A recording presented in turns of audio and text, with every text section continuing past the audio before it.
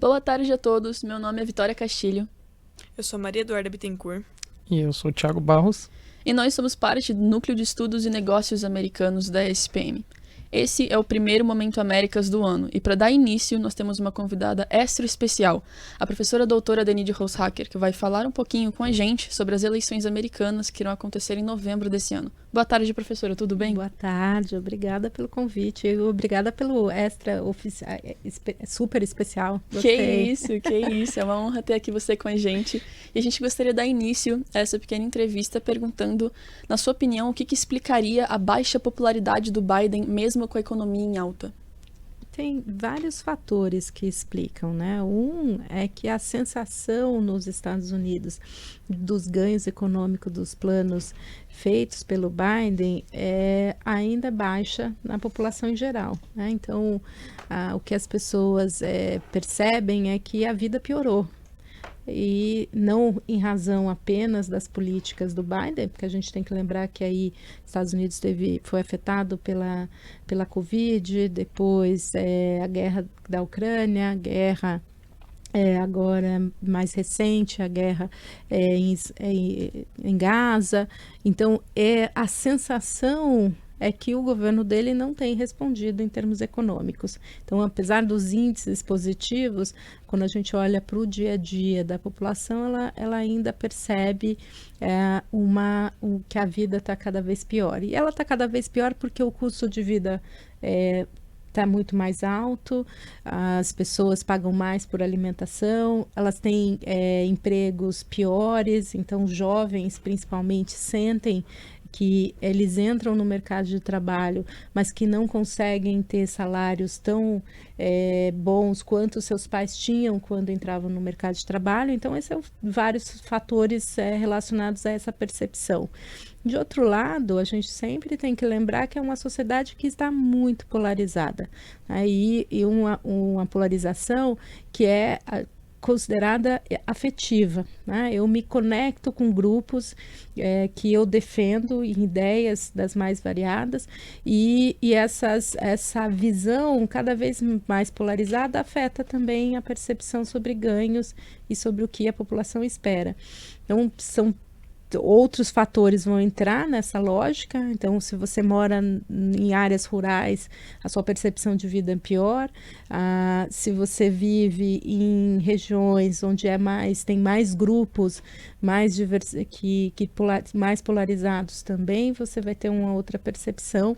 E o Biden não consegue, né? E os democratas não têm conseguido serem bem-sucedidos em mostrar que a vida tem pós-pandemia e que os Estados Unidos pós-pandemia conseguiu recuperar muito mais rápido comparado com outros países. Então tem muitos dos aspectos da conjuntura, mas tem também uma desconfiança muito grande sobre o governo, que é cada vez maior em determinados grupos nos Estados Unidos. E a outra é a própria visão sobre o Biden. Ele não consegue trazer para o eleitor a percepção de que ele vai conseguir, nos próximos 4 anos, ser o líder que eles esperam que os Estados Unidos, ou que eles desejam que os Estados Unidos tenham. Então, isso também afeta a popularidade e afeta a percepção do voto nele. Certo, Pro. Quem a senhora acha que deve vencer nos swing states, levando em consideração que são estados que vão tomar uma definição maior para os resultados das eleições? Esse ano a gente tem aí alguns swing states, né? Tem 6 que são os que podem fazer a diferença. As pesquisas mostram que o Trump tem uma maior chance de ser eleito nesses swing states. Ainda é muito pequena a diferença para dizer para vocês agora quem é que vai ganhar, porque em alguns desses estados a diferença aí está em torno de 1%, ou até 4%, então tudo pode acontecer. E aí a dinâmica muda, né, em cada swing states. Em alguns swing states em função dessa questão, dessa percepção sobre a economia. Então, estados que não conseguiram ter ainda uma percepção melhor dos ganhos econômicos.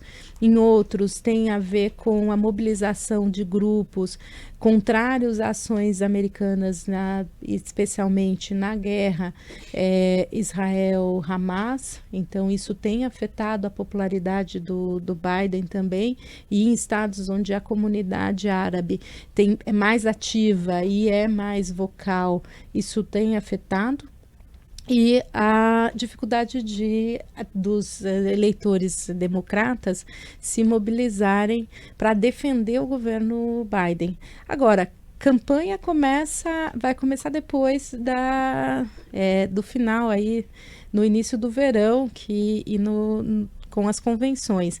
Então, a gente só vai poder ter uma visão clara de qual a dinâmica a partir de agosto, e aí saber qual dos dois vão de fato conseguir ganhar nesses estados.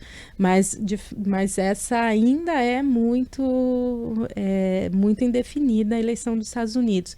E como um todo a eleição está indefinida, porque se a gente olha as pesquisas, o Trump tem vantagens, mas ele também tem muitos desafios.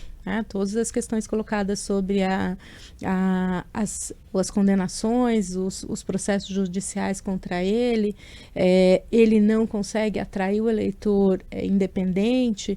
Então, o Biden tem problemas, mas o Trump também. E isso pode ser alterado na dinâmica da campanha a partir de agosto. Como você havia citado essa questão dos outros povos, na questão do voto, como é que a população latina vota? Como eles afetariam essa quantidade de votos? Olha, os latinos vão afetar muito. É um grupo que cresceu, tem aí uma perspectiva de ser cada vez mais importante na eleição americana. Já é o segundo grupo mais expressivo, né, em termos de grupos étnicos. A gente tem que olhar para o passado, e no passado tendem a optar pelos candidatos democratas. Então, na maioria do eleitorado, principalmente aí de alguns estados, a gente tem que sempre lembrar, a maior parte dos latinos estão, uma parte importante na Califórnia, que é democrata. Há uma outra parte bastante importante também vive no Texas e na Flórida, que tendem a ser mais republicanas. Então esses grupos acabam se dividindo bastante. Como a questão da migração é um tema central nessa eleição, e o Trump tem sido e tem colocado aí uma série de frases, de posições contra a questão migratória, então ela acaba gerando aí uma mobilização dos eleitores latinos.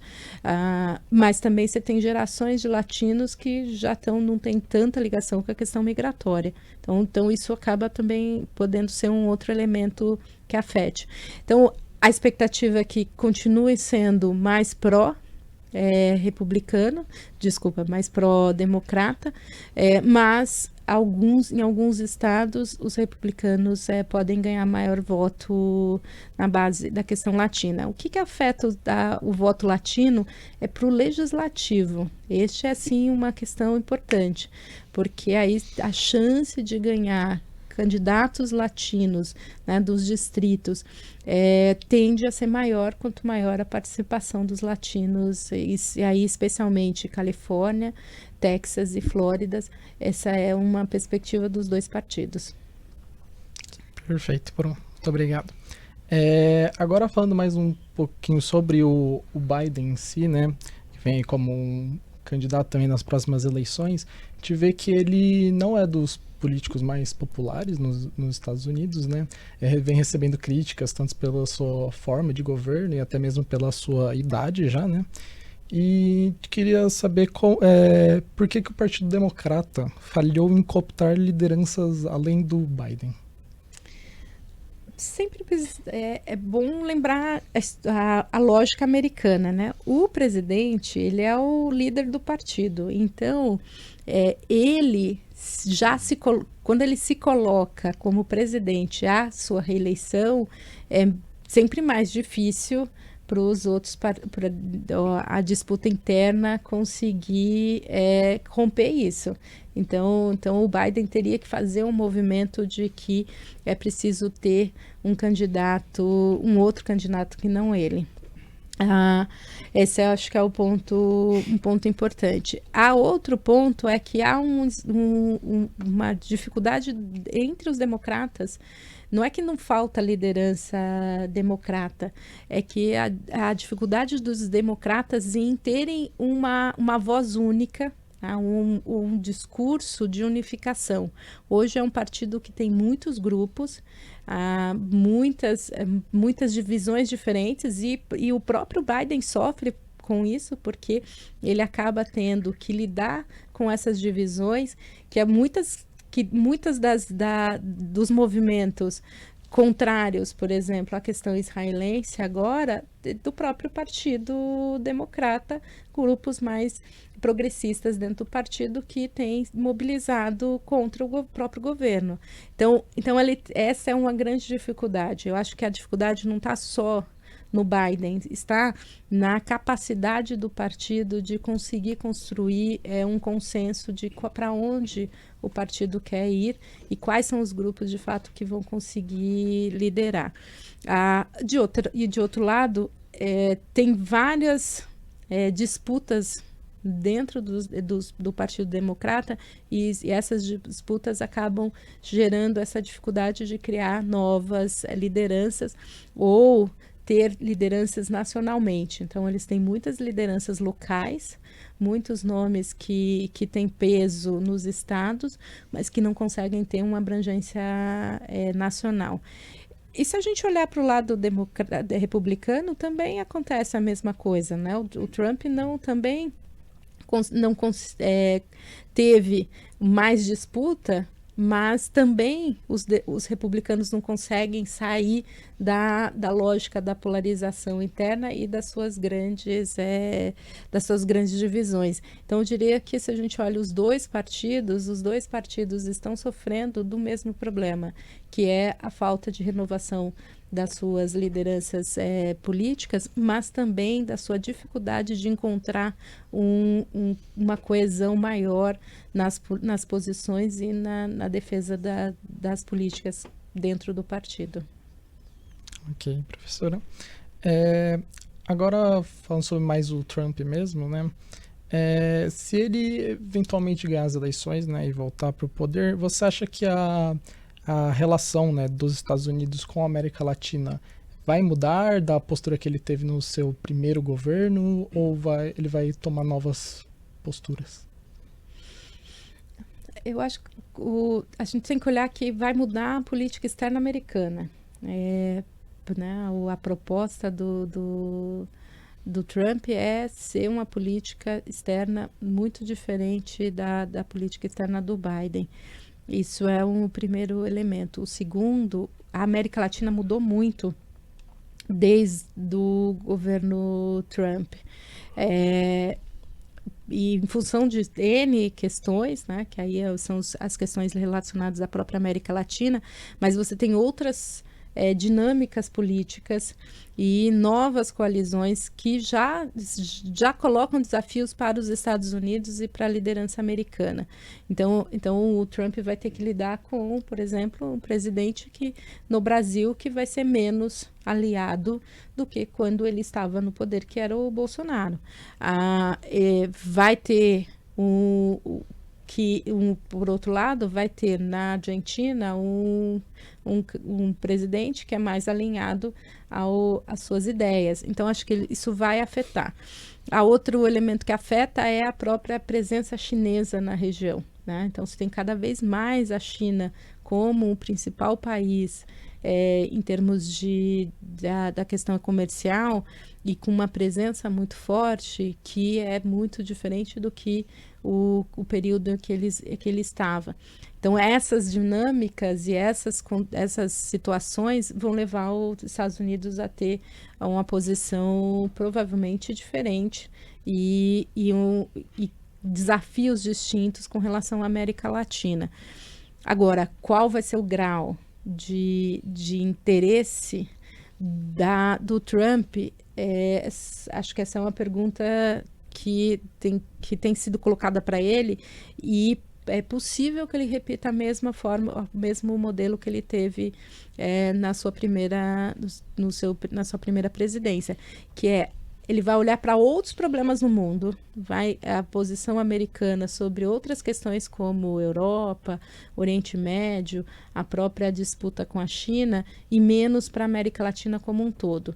Para ele, a América Latina é a questão migratória, a questão do narcotráfico, e aí numa agenda muito negativa, diferente do Biden, que tem uma agenda positiva na questão ambiental, por exemplo.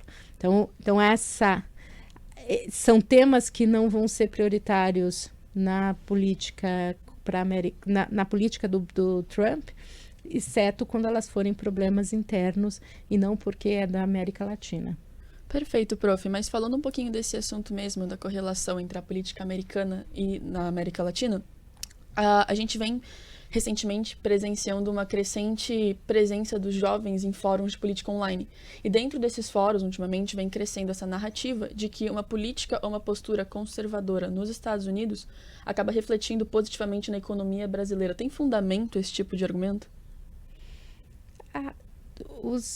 Historicamente, os governos republicanos não são governos em que geram grandes problemas para o Brasil, porque tem uma política econômica bastante liberal e pouca preocupação de intervenção e num país como o Brasil, né? Então, acho que esse é um ponto.